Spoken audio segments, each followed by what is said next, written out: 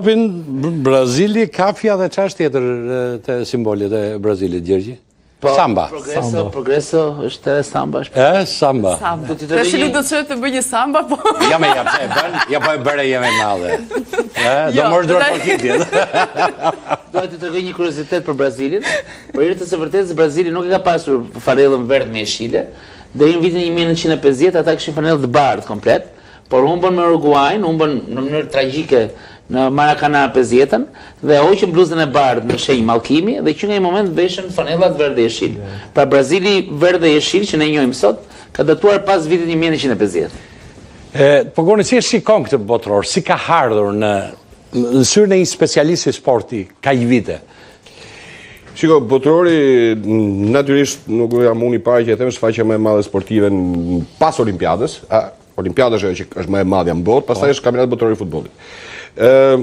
Si rrallë herë këtë vit, në fakt vjen në 3 shtete, nga cilat 2 prej tyre nuk është se ka një futboll shumë të madh, Shtetet Bashkuara të Amerikës dhe Kanadaja. Meksika ka që gjithmonë prezent, bile skuadra meksikane është ajo që ka më shumë pjesëmarrje ka më botërore. Me Hugo Sanchez atëherë. Hugo Sanchez është i famshëm edhe më i famshëm i tyre. Do të jemi shumë korrekt me statistikat dhe ka shumë problem. Meksika nuk është skuadra me më shumë pjesëmarrje në Kupën e Botës.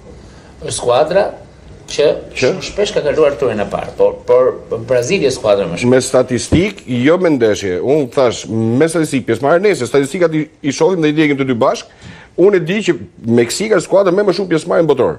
Pastaj, gjithsesi, dy shtetet e tjera, ajo që po thoya Shtetet Bashkuara dhe Kanadaja nuk është se kanë, por gjithë kanë marrë përsipër këtë lloj, është pothuajse gjithë kontinenti, Është hera parë që ndodh që një kontinent i tërë merr përsipër të organizojë një kampionat botror.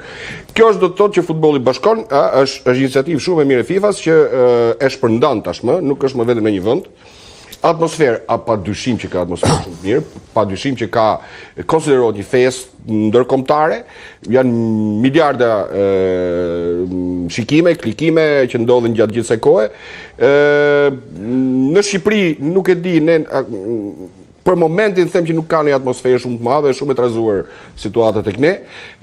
Gjithsesi, tash që po vija, Tirana ishte plot në për lokale, gjithë duke parë ndeshjet, gjithë duke ndjekur për te orareve që për ne nuk janë fort zakonshme, do t'i ndjekim edhe në orët e vonat natës.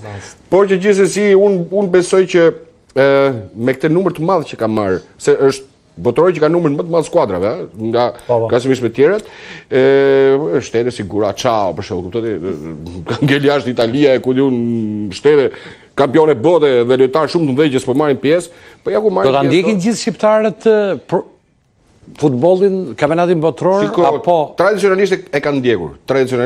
Se përkon dhe në një kohë që tani. Ne jemi një shtet i veçantë që për shkak të mos pjesëmarrjes së shtetit të fanelës tonë në për këto kompeticione kaq të mëdha siç është kampionati botror, ne zakonisht jemi tifozë gjithmonë me një ekip tjetër. Bëhemi tifozë të shteteve të tjera.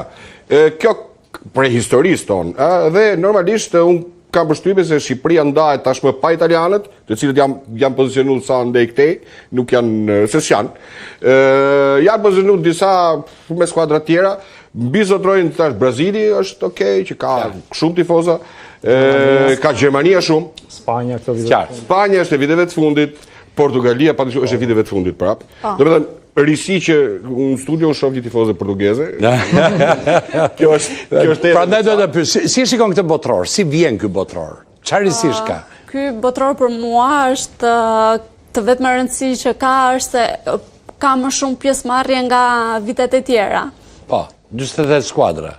Surpriza për mua këtë botror është Brazili, kuptohet se ardhja e Ancelotit në kryet Brazilit edhe për zgjedhja që Ancelotti ka bërë në... Tani 2-0 Meksika, dyfishoj rezultatin. Unë fillim të emisionit me dova se do dilnin barazim, duke qenë se në vitin 2010 dyja skuadrat e nisën botrorin dhe kanë dalë barazim. Me atë 2-0 nuk është duket e pastër, Gjoxho. E mbyllur si ndeshje. Efekti skuadrës vendase, Meksika përveç se ka një skuadër shumë të mirë, luan Azteca, kjo është një stadium legjendar, historik për Kupat e Botës. Madje një nga ndeshjet më të bukura në historinë e Kupës së Botës, Argentina-Anglinë 86-ën. Na ktheu emocionet Azteca, ka drejt Gjergj. Ne mbajmë mend nga një ndeshje spektakolare. Argentina-Angli, madje për pak gol i famshëm. Për pak debat, të dyja golat Hand of the God. Të dyja golat e Maradonës atë ditë dhe ai shnuar me dorë, dhe ai goli më i bukur nëse në epokën e varit do të ishte revuar që të dy. Të dy Për me dorë dhe i dyti për Këtë doje që të ishte njërin nga dyja. Një ta mbaje nga ato dy gola.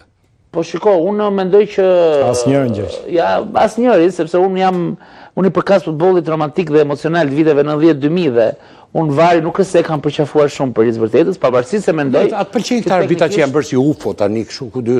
Duke si Robocop, që kanë lloj, këtë lidh gjithë ne.